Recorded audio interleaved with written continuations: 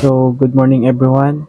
Most especially to my mother, a beautiful mother, and I would like to say happy 55th birthday and thank you for being a responsible and loving mother.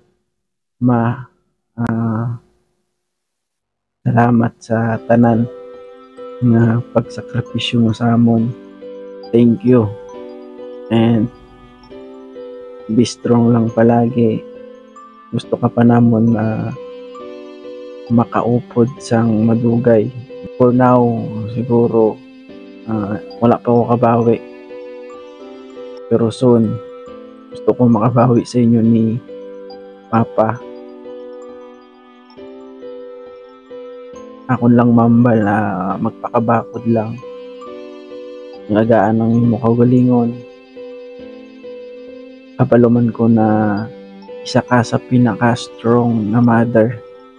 And you're the best. And I'm so proud na kamo ang naging dinikanan namon. And I would like to take this opportunity to say thank you to my brothers and sisters. Salamat kasi I'm so very blessed na nagkaroon ng mga utod na mapinalanggaon maskin suplada kag suplado. Ayan, thank you sa inyo tanan na wala nyo ginapabayaan atong ginikanan. And sa mama ko, ma, thank you sa pag-alaga mo sa amon. Miskin mga dungol kami, wala nyo kami ginpabayaan, impadako nyo kami sang maayo. And I'm so proud. Si Papa, kung gatanaw sa buong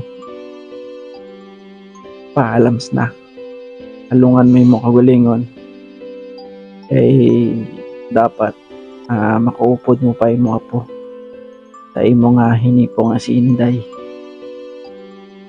And lastly, I would like to say to my mother, Ma, I love you so much. Halong permi, ari lang kami mga anak mo, mabulig sa inyo. Samtang kaya namon.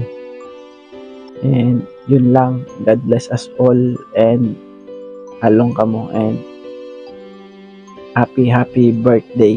Enjoy the day. God bless.